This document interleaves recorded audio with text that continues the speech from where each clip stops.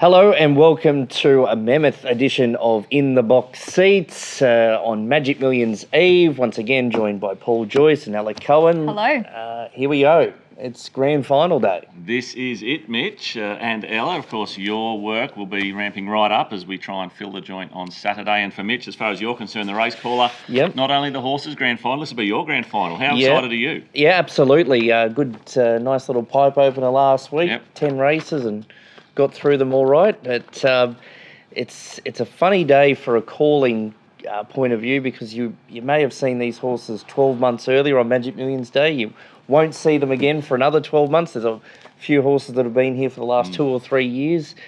Country Cups, they come from near and far. The Maiden.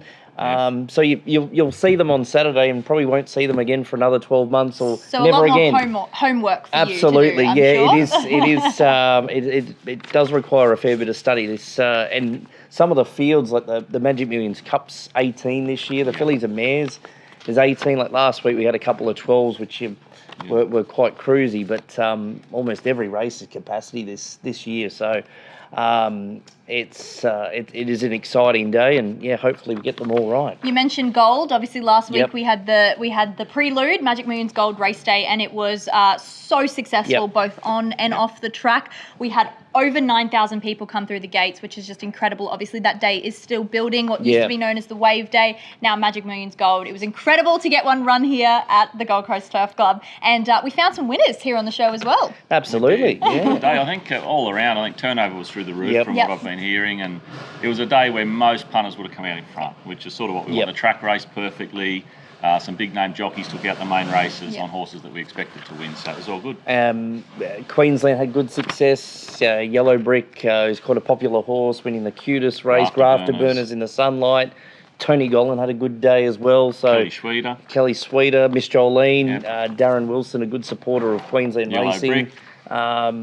Queensland, another good day, winning premierships on the footy field and cleaning up the races on Magic Millions Carnival. But as you said, Ella, that day will only get bigger. It started off as a meeting of the wave and day one of the carnival, but now it's sort of created its own race day itself. It did, and it was great to see so many interstate players up here as well. You know, it's great to get that get them behind that day, and it is a carnival now. We've got the 2 weekends, and it's only going to get bigger and better. Obviously, this week has been a hive of events. We're here at the club. Everything's happening around us, preparing for race day, but that's no different. We obviously had the barrier draw on Tuesday. You were there, Joycey. You got the You've weather's had a quiet week. I've been pretty busy, but the heavens I'm opened not busy up. at this time of year. I'm never going to be busy, right? Yes, correct. It was a barrier draw down at Currawa this year. First time they've moved it down to Broad Beach, and I'll be surprised if they go back to surface after what happened this year, because never seen so many people at a barrier draw, especially young kids. They were down there getting autographs. They were looking at the horses. There's a lot more beach for the horses to run on, so it's a lot safer. And even the setup down there with all the parkland, it's just a lot easier to get horses in, out, keep them safe. Of course, we've had some incidents up at surface. Of course, you're always going to have an incident with wild animals running around the place, but it was as good as you could ask for, except that the rain started just when the barrier started, but it didn't last long, and compared to what we were expecting, like 60 mils on the day, we would have been lucky to get 2. So we'll cop that, and the tab girl that held the umbrella up for us, appreciate it very much. She did a great job. And as you said, well spread out. Everyone had a good vantage point, I think. I think it was, and obviously they moved them because of the sand. The beach down there has a lot more sand than up at surface since the cyclone, so it was moved there for safety and practicality reasons, and I don't think it'll move back because it is the best spot to hold it down at Broad Beach. Obviously, we'll talk about the 2 and 3-year-old in a bit, but the barrier draw was obviously very successful. And we also held the tab 2-year-old Calcutta last night here at the Gold Coast Turf Club. Super successful. At the time of watching this, you'll be able to see all the winners and how much was raised in the total pool at the GCTC website. So go check that out. Another awesome event during the week's festivities. And while you're hot to trot, ticket availability. Ticket availability, absolutely. There is very limited hospitality left. The event centre, I believe, has 2 tables, if that, left. So if you want to go to the Moet event down in the event centre and grab, your food and drink all day, very limited. Hop to gctc.com.au to get those last ones. And of course, general admission still available. It's now $70 because the early birds are gone. No early birds left. So $70 per person to come through the gates for Magic Millions Day. Obviously, plenty of activations, entertainment, fashion discussions on the field will be happening, sponsored by Pacific Fair. We've got DJ David Sabritsky playing after the last, and of course all of our pop-up activations, the Tab Stayers Lounge, the Tab Clubhouse, the Tab Cap Cart. What more can Tab throw in there? They'll be here.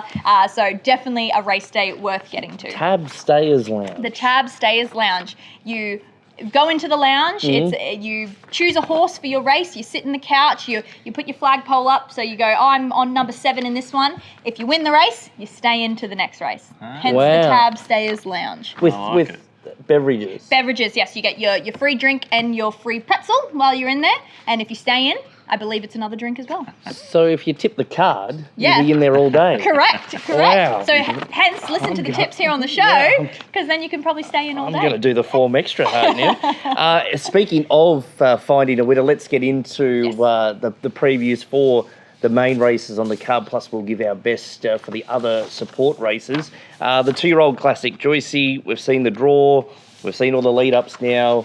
Woolwoven is a red-hot favourite, hasn't really budged, in fact, has held solid in the market since the draw. Yeah, firmed up a touch after drawing 6, but will come out of 5 if there are no scratchings. Probably the perfect draw. I think if Björn could have picked a range, it would have been between 4 and 6, and he's hit 5. Everyone said that at the barrier draw, all 17 connections, 2 to 8. So it's just the perfect draw. It sort of just gives you the opportunity to sit one off the fence in what will be a fast run race on what looks the best horse. And the track work we got a glimpse of during the week was just out of this world, that piece of track work up there in Brisbane. So, he comes here with the best form in the race. Look, Ziplock's undefeated as well. 2 wins at 1,200. I don't think we can sell him short. Tornado Valley's going to improve with the blinkers going on. Chased home Ziplock last start after a very negative ride. They've come up with a perfect gate as well. So all of the main chances have drawn ideally. Unit 5's trolled well here, drawn nicely. Knightsbridge drew well for Gay and James McDonald. So whilst Woolwoven will start around $2, $2.10, I think, maybe even shorter, I'm sure punters are going to make a case for at least 4 or 5 other chances. Probably Sheiky backing up from last Saturday. She was brilliant off speed. They would have loved to have drawn between 1 and 5 with her. She'll come out of 9. Just makes it a little bit trickier to get cover early on her, but most of the other big chances, perfect draws. So, what are you selling on? I can't go past Woolwoven. I mean, I'm playing it really obvious. It's Woolwoven to beat Ziplock to beat Tornado Valley. And I almost think I'll take a trifecta in order. Because I'm that confident that's how they'll hit the line. And, that'll probably pay $100. So, I mean, you're not going to get much money out of backing Woolwoven straight up, and there's a big chance I won't get the trifecta in order, but that's the way I see it. I agree. It looks the obvious. I do agree. I think Tornado Valley is a big improver. I think he was only about 80% done for the BJ McLaughlin. I think there was plenty of room for improvement. I like the blinkers. And I do agree, Unit 5 did trial well here on that Monday session, but just weather lacks that sort of class. Good story about that horse quickly. The ownership group, Kira Ma told me about this on radio. The ownership group is a syndicate called Coco's Crew, and there's a morphed image of Coco, the cat, on the jockey silks. There's a black and white Tabitha cat, whatever they call it. I'm not really a cat person, but it's silks designed with the cat. There you go. And I think they're here on They Will Go Wild. Apparently they're a crew. Big syndicate. Okay, well look out for them. Women's only horses, of course, racing for 500k. I think there's 3 of them maybe got into the field, so there'll be some screaming going on when one of theirs finishes further up the ladder. Crew, it'll be the women. Hope Coco's trackside, actually. What about you, Ella? I agree. Look, I looked at Ziplock. To me was the interesting one. I think Woolwoven is incredible, and I do think it'll be very hard to beat. But Ziplock, I do think, will be there in a chance as well. For sure. We've had a few dramas during Magic Millions. If they brought Coco to the races, Coco might get loose. 3-year-old Guineas time. Short price favourite is Ninja. Once again, like the 2-year-old race, Joycey, just looks obvious on paper. It just looks the winner. I mean, look, drawing 17 of 17 was not what I wanted or anyone wanted who's going back Ninja. It's almost a silence at the barrier. It was like, dear oh dear, what's happened here? But when you sort of analyse the race and you go through the form of the horses in the race, I think drawing 17 is a lot better than, say, drawing 1. And it's definitely better than drawing 13, 14, 15 or 16 when you've got horses that potentially squeezing you out at the start, because I think he's that much better than them. That'll just give Tommy the option of a clean getaway. I can roll forward, sit wherever I want, stay out of strife, and just hope he's the best horse in the race because that's what he looks like. if he misses the start, well, you're out of trouble. You're going to have to go back and ride for a bit of luck and then try and hit them over the top late, and he still might be the best horse in the race. So either way, from that barrier, I think it's going to map out reasonably well for him. And after going through the form really in depth, I mean, you sort of get to Icarian Dream, the second favourite. You get to Memo for Snowden and James McDonald. You get to Oolay, who took out the 2-year-old race last year.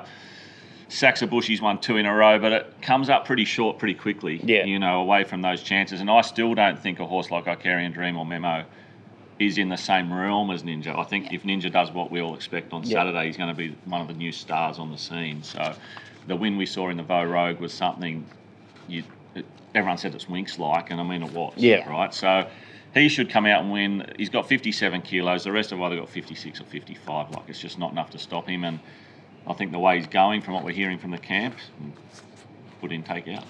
I think Icarian Dream runs well. Yeah, I think there's your Quinella. And Memo. And there's your trifecta. Yeah, probably same as the 2-year-old. I mightn't be as bullish there. I might take Ninja to stand out from Memo and Icarian Dream either way, second and third. Yeah. Good luck to the chairman. Oh, yes, of course. He's got a share in Saxo Bushy. Yep. Okay. That I had to put down as my best bet of a 3-year-old because I would be in trouble if I didn't. So it's written right here on my paper, Saxo Bushy with the 3-year-old. The new Gator. Yes, of course. You've got to get in the big, good books with the boss.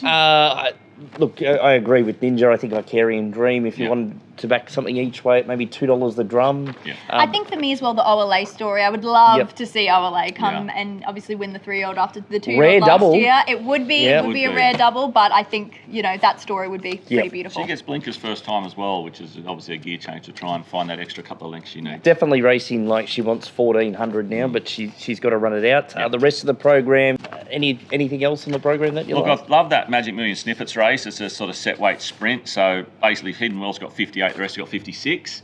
So I think we'll get a winner out of the top end there. I mean, Hidden Wealth's probably the best horse in the race, but the instructor for Gain Adrian might have a bit better timing and does come up with that slightly better draw in what looks a fast run race. So I'm leaning towards the instructor to beat Hidden Wealth, but I think there's your Quinella of the night. The market had them both around that. Both around $4. Yeah, $3.50, $4. Yeah. Yourself?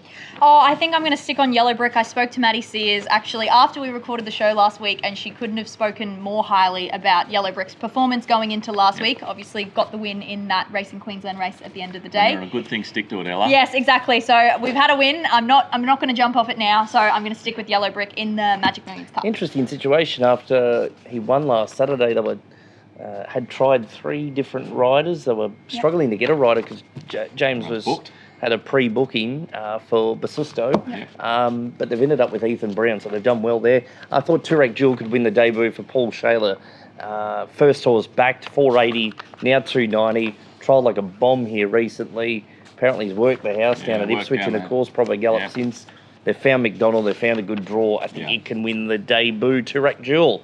That's about it. That's about it, guys. Looking forward to a massive day out there on Saturday. Sky One, that's where I'll be all day. Apparently went very well there last week, so hopefully we can continue on the run we had there and tune into Sky One if you want to catch a lot more than what you'd usually get from a Sky One race day. And fingers crossed these showers, storms hit at 6 o'clock. Yeah, I mean, look, we've been blessed to get through this far, and the forecast looks really good up until race day. And they're tipping storms late in the day this far out, and that's a long way out. So look, if there's anything we can do, it's power through. We are versed with anything here at the Gold Coast Turf Club, so we are going to make it through an incredible weekend, rain, hail or shine. And of course, don't forget, we're back here next Friday night for the Gold Market. Tab Gold Market program. We'll be back that soon. I know. We thought we were having a break. No, January 23rd, the night meeting Silks Under the Stars returns. It's going to be another huge night. All the night meeting entertainment that you love and know will be here. We have the drones back. We've got the saxophonists. We've got entertainment after the last. So it's going to be a huge night. We know everyone will be exhausted from Millions, but come out. Just come to GA. Free entry. Like an after party. Party. Yeah, it's the Magic Millions after party. Come on down. It'll be amazing. So we'll preview that next week, Gold Market, but first enjoy Magic Millions Day wherever you're watching. If you're trackside or sitting at home, enjoy Magic Millions Day. We're all looking forward to it. Catch you next week.